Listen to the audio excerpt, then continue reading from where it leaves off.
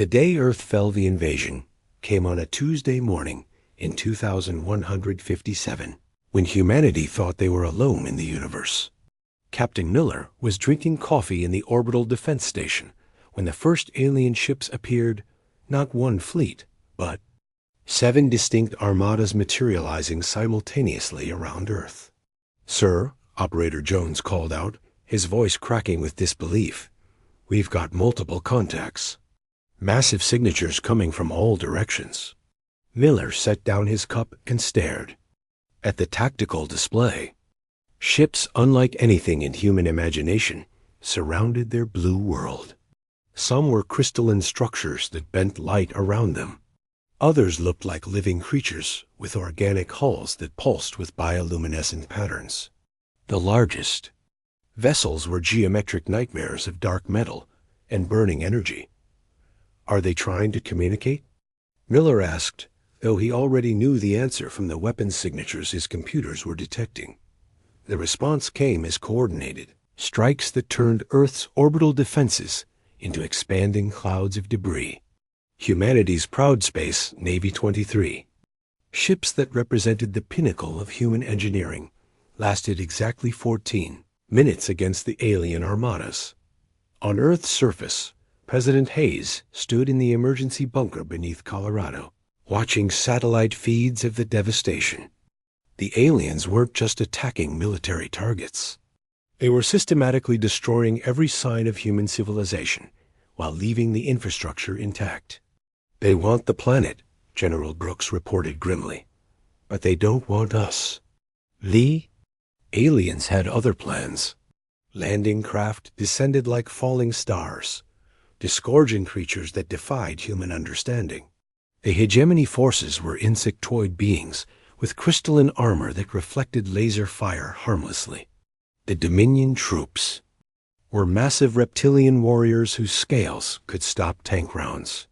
The Federation soldiers were energy beings that inhabited mechanical bodies designed for conquest, but the worst were the consortium slavers, tall, pale humanoids with dead black eyes who moved with predatory grace. They didn't kill humans. They collected them within 72 hours. Earth belonged to 7 different alien empires who had formed an unprecedented alliance for one purpose: harvesting humanity. The planet was divided into sectors, each ruled by a different species, each with their own methods of exploitation. In Sector Alpha, the hegemony used humans as biological computers, plugging human brains into their crystalline networks, where consciousness became processing power. Humans lay in rows of pods, their minds trapped in endless calculations while their bodies withered. Sector Beta belonged to the Dominion, who bred humans like cattle for genetic experimentation. They were fascinated by human adaptability and pain tolerance, conducting tests that would have been unthinkable even in humanity's darkest historical periods. The Federation controlled Sector Gamma, where humans served as living batteries. The energy beings fed on human bioelectricity, keeping their hosts barely alive in specialized chambers that amplified neural activity. In the remaining sectors, humans faced equally horrific fates. The collective turned them into drones through neural implants. The Empire used them for gladiatorial entertainment. The assembly harvested human creativity by trapping artists and inventors in dream states where their imagination became alien property. But the consortium was different. They didn't use humans, they sold them. Their sector became a massive processing center where humans were cataloged, enhanced, and shipped across the galaxy as luxury slaves for wealthy alien collectors. Young David Carter watched from a hidden tunnel as consortium agents herded his family toward the transport ships. His parents, his sister, his neighbors all reduced inventory numbers in alien databases. The pale creatures moved with clinical efficiency, sorting humans by age, intelligence, and physical capability. "Remember this day," whispered old Professor White, one of the few adults who had avoided capture by hiding in the underground resistance networks. "Remember what they took from us." David's hands clenched into fists as he watched his sister disappear into the alien ship. She was only 8 years old, but her high test scores had marked her as valuable merchandise for alien academics who collected intelligent species as curiosities. The resistance was small and desperate. Scattered groups of humans hiding in ruins, caves, and abandoned buildings. They had no weapons that could threaten alien technology, no communication systems the invaders couldn't monitor, and no hope of outside help. But they had something the aliens didn't understand: human memory. Every atrocity was recorded, every injustice remembered, every face of the fallen burned into the collective consciousness of the survivors. 300 years passed in slavery and suffering. Generations of humans lived and died under alien rule, their stories passed down through whispered songs and hidden writings. The aliens grew comfortable in their dominance, secure in their technological superiority. They never considered that humanity might be learning from them. The judgment day was coming. The long bondage, 3 centuries of slavery, had transformed humanity in ways the alien empires never anticipated. In the underground cities built from Earth's ruins, children learned mathematics by calculating the orbital periods of slave ships. They studied physics by analyzing the energy signatures of their oppressors' weapons. They mastered biology by understanding exactly how alien neural implants functioned. Dr. Emma Kane stood before the Council of Shadows, the secret government of free humanity that had operated for generations beneath the aliens' notice. Her laboratory was hidden in the ruins of old Manhattan, disguised as just another collapsed building among thousands. The neural mapping project is complete, she reported to the gathered resistance leaders. We now understand how every alien implant technology works. More importantly, we know how to reverse it. Commander West, whose grandfather had been one of the original resistance fighters, leaned forward intently. What about the other projects? Kane's smile was cold with centuries of accumulated rage. The genetic modifications the Dominion inflicted. On Sector Beta, humans didn't just create stronger slaves. They created stronger humans. Our people there now have enhanced reflexes, improved healing, and resistance to most alien toxins. The irony was perfect. Each empire had modified their human slaves to better serve alien purposes, never realizing they were creating weapons that could be turned against them. The hegemony's neural-linked humans had developed unprecedented computational abilities. The Federation's energy-drained humans had learned to manipulate bioelectricity. The collective's drone humans retained hidden free will beneath their implants. In Sector 7. Controlled by the Assembly, something extraordinary was happening. The aliens had trapped human artists in perpetual dream states to harvest their creativity. But the human mind was more resilient than expected. Artist Thomas Wright had been in the dream machines for 40 years, but his consciousness had learned to navigate the alien neural networks.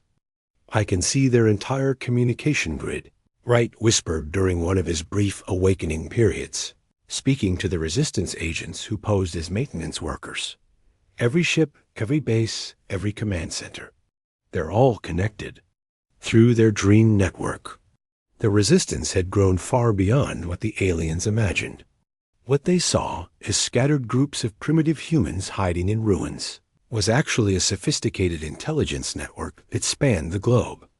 Human slaves in every sector reported to the resistance through codes hidden in work songs, graffiti patterns, and even the arrangement of their living spaces. Major Scott led a raid team through the ruins of Detroit, now part of the consortium's slave processing center. His team moved with skills learned through 3 centuries of guerrilla warfare, but they carried weapons that would have amazed their ancestors. Remember, he told his soldiers, we're not here to win, we're here to learn. The raid was a failure. By design, Scott's team allowed themselves to be captured after sabotaging just enough equipment to seem like a real threat. But their real mission was intelligence gathering. Every team member had been fitted with bioimplants that recorded everything they experienced during interrogation and processing. Consortium interrogators never suspected that their human prisoners were deliberately gathering information about alien psychology, technology, and operational procedures.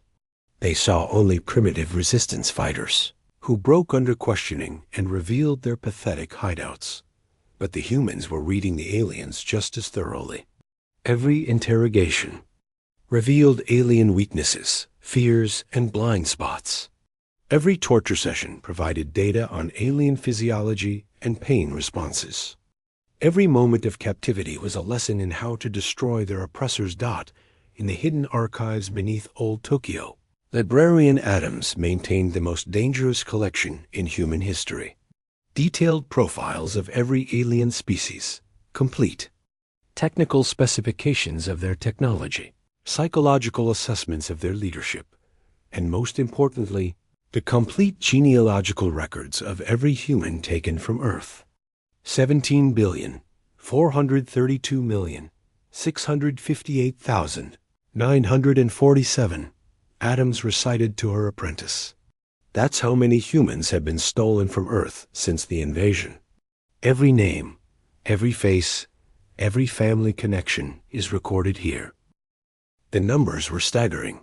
Humans had been scattered across 1,000 worlds, serving as slaves, experiments, and entertainment for dozens of alien civilizations. But the resistance had never stopped tracking them. Secret agents, disguised as traders or diplomats, had infiltrated alien societies across the galaxy to maintain contact with the diaspora. "Are they ready?" the apprentice asked, knowing she meant the scattered humans throughout alien space. Adams smiled with the patience of someone who had waited 300 years for justice. Every human in the galaxy knows what happened to Earth. Every slave on every world has been taught the songs of remembrance. When the signal comes, they'll know what to do. The waiting was almost over. The awakening, the signal came on the anniversary of Earth's fall. A seemingly random radio burst from the ruins of the old Arecibo Observatory. But for humans across the galaxy, it carried a message that had been planned for 3 centuries. The time of judgment has come. Admiral Lisa Cross stood on the bridge of the Liberation, humanity's first starship in 300 years. Built in secret within the hollow shell of Mount Everest, it represented the culmination of centuries of stolen alien technology and human innovation. The ship looked crude compared to alien vessels, but appearances were deceiving. "All stations report ready," announced Navigator Phillips. Around him, the bridge crew worked with the quiet efficiency of people who had trained their entire lives for this moment. Every human on the ship was a descendant of the Resistance, raised from birth to understand that this day would come. "Beginning Phase 1, Cross announced. Her words were broadcast simultaneously to resistance cells on every alien world, hidden human communities in asteroid belts, and sleeper agents embedded in alien governments throughout the galaxy. The first targets were the slave ships. Across 12 systems, human cargo vessels carrying fresh prisoners suddenly found their captives were no longer helpless. Generations of genetic modification by the Dominion had created humans strong enough to break titanium restraints. Neural enhancements by the hegemony had produced humans capable of hacking alien computer systems with their minds. Transport Ship Harvester was carrying 3,000 humans from the outer colonies when the signal arrived. The ship's consortium crew never suspected that their primitive cargo had been planning this moment for years. "Now," whispered Rebecca Stone, who had been captured deliberately 3 months earlier. The humans moved as one, their modified biology and enhanced coordination allowing them to overwhelm their captors in seconds. Within minutes, the ship was under human control, its alien crew imprisoned in their own cargo. Holds. Similar scenes played out across the galaxy. The aliens had spent centuries making humans into better slaves, never realizing they were creating perfect weapons. Every modification, every enhancement, every cruel experiment had been catalogued by the Resistance and turned into an advantage.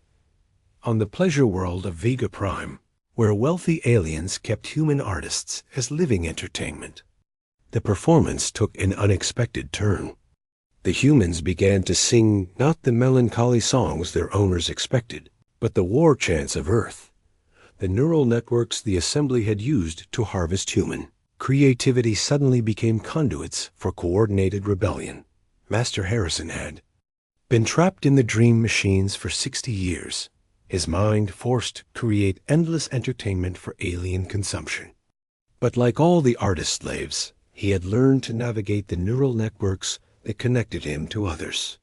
When the signal came, his consciousness spread through the network like a virus, awakening every human mind trapped in the system. Remember, Earth, he broadcast through the network. Remember what they took from us. The alien overseers watched in horror as their docile human artists transformed into coordinated revolutionaries. The same neural links that had enslaved them now allowed perfect communication and planning. Within hours, every human on Vega Prime was free, and the planet's alien population found themselves the prisoners. But the real shock came when the aliens tried to call for help. The communication networks they had relied on for centuries suddenly carried human voices. The Resistance had spent 300 years learning alien technology, and now they controlled the very systems that held their empire together. Emperor Valdris of the Dominion Empire received the news in his crystal palace on the capital world.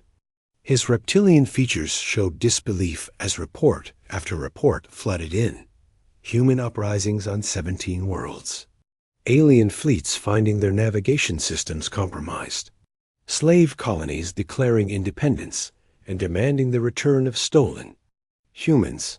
How is this possible? He demanded of his military advisors. They are primitive beings without technology or organization. General Thorne, his senior commander, studied the tactical displays with growing concern.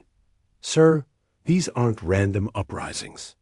This is a coordinated military operation. Someone has been planning this for centuries. The truth was even worse than they imagined. Every alien empire had shared their human slaves, trading them freely across the galaxy. They had never considered that this created a vast network of intelligence agents who could communicate across species and political boundaries. The humans had been watching, learning, and preparing. Now they were ready to collect the debt that was owed for 3 centuries of suffering. Send word to all our allies, Valdris ordered. Tell them the humans must be crushed immediately, before this spreads further. But it was already too late. The awakening had begun, and humanity's long-delayed judgment was at hand. The reckoning the alien empires had ruled the galaxy for millennia, secure in their technological superiority and ancient alliances. They had never faced a coordinated threat. From their slaves, never imagined that the primitive humans could pose any real danger. That complacency became their downfall. Fleet Admiral Jackson commanded the Human Liberation Forces from the Bridge of Retribution, a battleship that combined stolen alien technology with uniquely human innovations. The ship's crew was composed entirely of former slaves, each carrying the genetic modifications their captors had inflicted upon them. Target acquired, reported Weapons Officer Martinez, whose enhanced eyes could process targeting data at superhuman speeds, a gift from his years as a hegemony neural slave. Consortium Slave Depot, Grid 77 Alpha. Fire, Jackson ordered without hesitation. The depot vanished in a brilliant flash. Not destroyed, but transported. Every building, every piece of equipment, every alien overseer suddenly found themselves in the middle of empty space. The humans had learned to use their enemy's own technology against them, turning transportation beams into weapons of precision justice. Inside the depot, now floating in the void, Overseer Krell experienced the terror his human slaves had lived with for centuries. The pale consortium slaver pressed against the transparent aluminum viewing port, watching the stars that had once been beneath his feet. "This is impossible," he whispered, his dead black eyes showing the first emotion any human had ever seen. In them fear, but the humans weren't killing their former masters. They were collecting them. On Earth, now liberated after 3 days of coordinated strikes, the great trials were beginning. The aliens who had ruled humanity for 3 centuries found themselves in holding cells beneath the ruins of the old United Nations building. The irony was intentional. They would be judged in the same place, where humanity had once dreamed of peace among nations. Chief Judge Williams, whose grandmother had been one of the original resistance leaders, read the charges to the assembled alien prisoners. Each word carried the weight of 300 years of suffering. "You stand accused of crimes against sentient life, including but not limited to genocide, slavery, torture, theft of an entire world, and the systematic destruction of human civilization." The alien delegates protested through their translators, claiming diplomatic immunity and the right to govern inferior species. Their arguments fell on deaf ears. The humans had spent centuries studying alien law and philosophy. They knew exactly which principles to invoke. "According to the Galactic Concordant of Sentient Rights," Judge Williams continued, "which each of your empires signed and ratified, no species may be subjected to slavery or genocide.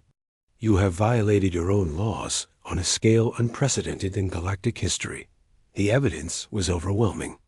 3 centuries of documentation, recorded testimonies from billions of human victims, genetic analysis of the modifications forced upon human slaves, and most damning of all, the aliens' own records seized during the liberation. Emperor Valdris of the Dominion Empire stood before the human tribunal, his massive reptilian form no longer impressive when confined behind energy bars. "You cannot judge us," he declared. "We are your superiors in every way. This is the natural order." "The natural order," repeated Dr. King, now serving as the chief prosecutor, "is what we are restoring.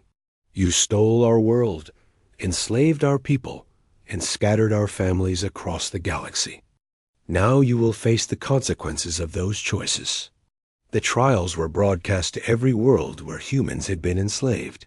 Former slaves watched from 1,000 planets as their oppressors faced justice for the first time in centuries. The psychological impact was immense. The mighty alien empires brought low by the very beings they had considered inferior. But the humans had learned their lessons well. They didn't simply execute their captors or torture them in return. Instead, they applied the same modifications the aliens had used on humans. Dominion genetic scientists found themselves subjected to their own experimental procedures.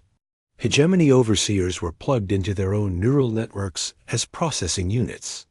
"We are giving you the same experiences you gave us," Judge Williams explained to the horrified alien prisoners.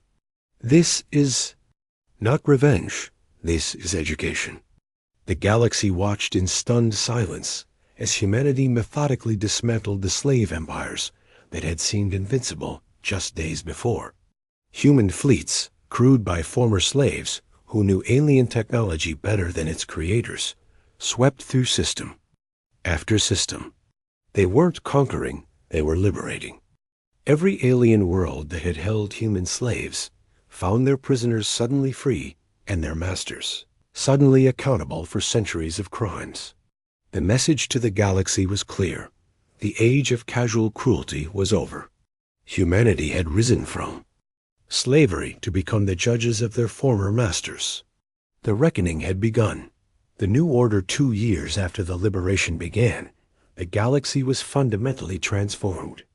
The 7 great slave empires that had ruled for millennia lay in ruins, their leaders serving sentences that matched the crimes they had committed against humanity. But the humans had not simply destroyed the old order, they had built something better. President Hayes, too, grandson of the last free president of Earth, stood before the newly constructed Galactic Assembly on Luna. Representatives from 200 species filled the chamber, including many who had lived in fear under the alien empires for centuries. Today marks the end of the trials of justice, he announced to the gathered delegates. Every alien responsible for crimes against humanity has been judged according to the laws they themselves created. Justice has been served. The statistics were staggering. 17 billion humans had been returned to Earth or relocated to new colony worlds of their choosing. The genetic modifications forced upon them had been reversed for those who wanted it, or enhanced for those who chose to keep their abilities.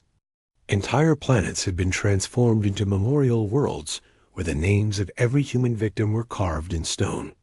But perhaps most importantly, the slave markets that had operated for thousands of years throughout the galaxy were permanently closed. The humans had made it clear that slavery of any species would result in swift and total retaliation. Ambassador Roth of the Altarian Republic spoke for many species when she addressed the assembly. The humans have shown us what we thought was impossible, that the strong can choose to protect the weak instead of exploiting them.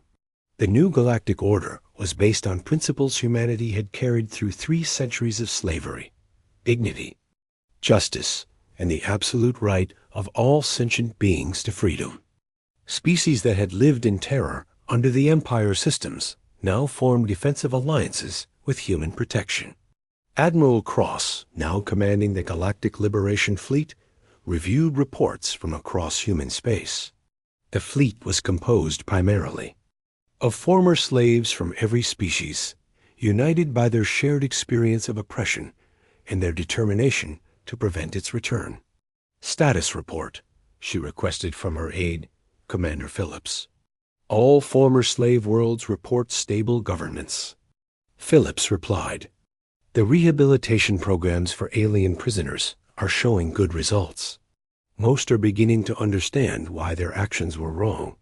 The rehabilitation centers were perhaps humanity's greatest achievement. Instead of simply punishing their former oppressors, humans had created institutions designed to teach empathy and understanding. Alien overseers who had once seen humans as property now worked alongside their former slaves, learning to see them as equals. Former Emperor Valdris of the Dominion had become one of the most effective advocates for the new order. His massive reptilian form now bent over agricultural plans for one of the memorial worlds, working to create gardens that honored human victims of his empire's experiments. "I spent centuries believing that strength gave us the right to rule over others," he said to Dr. Kane during one of their regular counseling sessions. "I never understood that true strength comes from protecting those who cannot protect themselves." The transformation wasn't limited to individual aliens. Entire species that had participated in the slave trade found themselves restructuring their societies around concepts of equality and mutual aid. The fear of human retaliation had evolved into genuine respect for human principles. On Earth itself, the rebuilding was nearly complete. The 7 sectors that had been controlled by different alien empires were now unified under a single human government. Children played in parks built on the sites of former slave processing centers. Schools taught galactic history that included both the dark centuries of slavery and the bright dawn of liberation. Young David Carter, now an old man who had lived to see justice served, stood in the memorial garden where his family's names were carved alongside millions of others. His sister, rescued from an alien collector's private museum, had lived to see freedom and raise children of her own. Was it worth it? Asked his granddaughter, born free under the new order. David considered the question as he watched human and alien children playing together in the garden. Every moment of suffering was worth this, knowing that no child will ever again be stolen from their family and sold as property. The galaxy had learned that humanity's greatest strength was not their technology or their military prowess. It was their absolute refusal to accept that cruelty was inevitable. They had transformed their former oppressors into allies, their enemies into friends, and their pain into purpose. The age of empires built on slavery was over. The age of civilization built on justice had begun. And throughout the galaxy, in 1,000 languages and on 1,000,000 worlds, children learned the human principle that would guide the new order. Never again. The End. Asterisk.